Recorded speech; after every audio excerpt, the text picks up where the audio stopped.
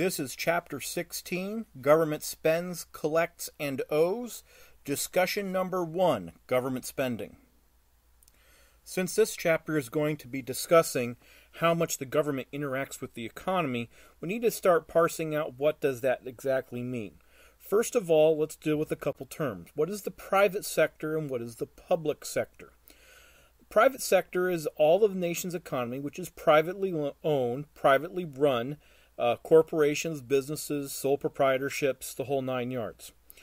The public sector is the part of the nation's economy which is run by a government, whether it be national federal government, whether it be your state government or local government.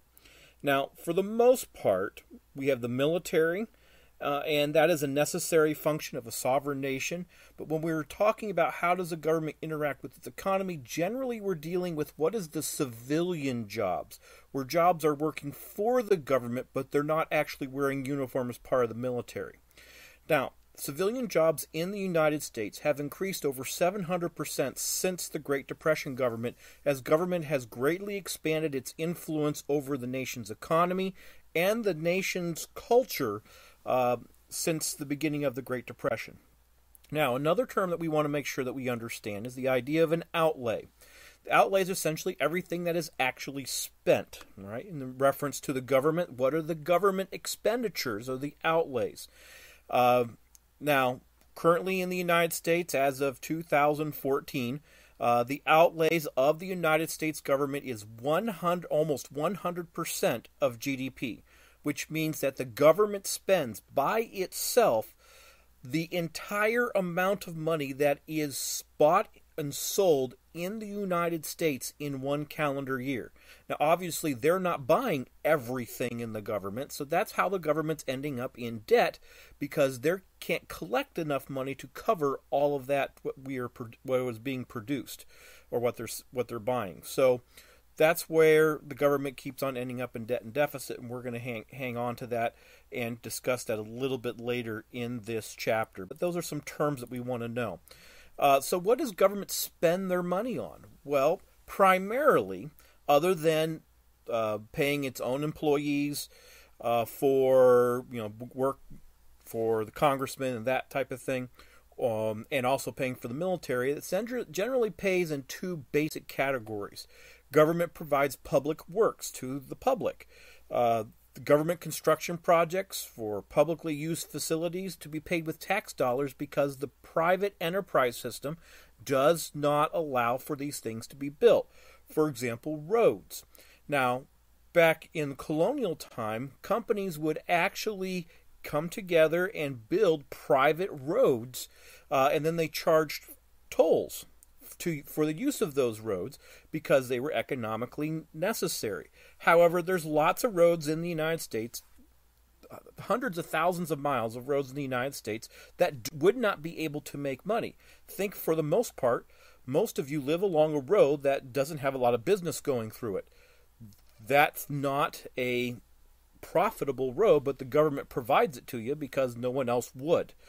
Schools also are highly important, and public works that, for the most part, don't make profit, and so and plus the government has decided that schools are necessary to have an intelligent, educated workforce so that they can be more highly productive. So schools are necessary.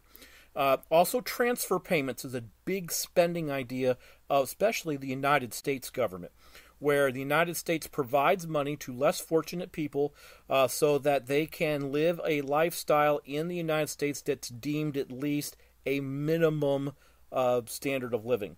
And so that is a high expenditure for the United States as well. So when we're dealing with government expenditures and transfer payments, but what are these public goods ideas? The special types of goods and services that a government supplies for its citizens that cannot be provided by profit-based companies. So the government pays people to do it, or they do it themselves. Now, there's this idea of a merit good.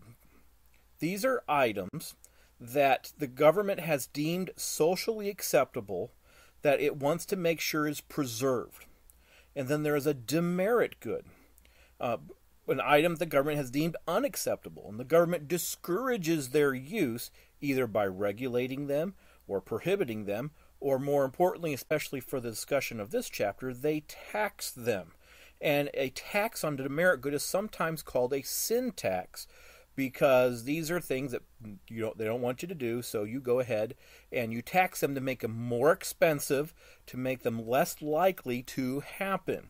Now, examples of each of these, for example, what is a public good? Well, property rights. The government protects the idea that that's your property, and they provide police, they provide fire departments, roads to be with your property so that it can be preserved. The idea of a merit good, theaters, grants for research and scientific projects. NASA, in many ways, could be considered to be a merit good. A demerit good, tobacco, pollution, would be examples of what government does in order to try to regulate them out, i.e. pollution, or maybe a sin tax them out, as in tobacco. They actually require a minimum price on tobacco, and they have taxes on it to make sure that it's so expensive that less people will actually participate in it. So those are ideas of what the government does in order to spend and money to the general population.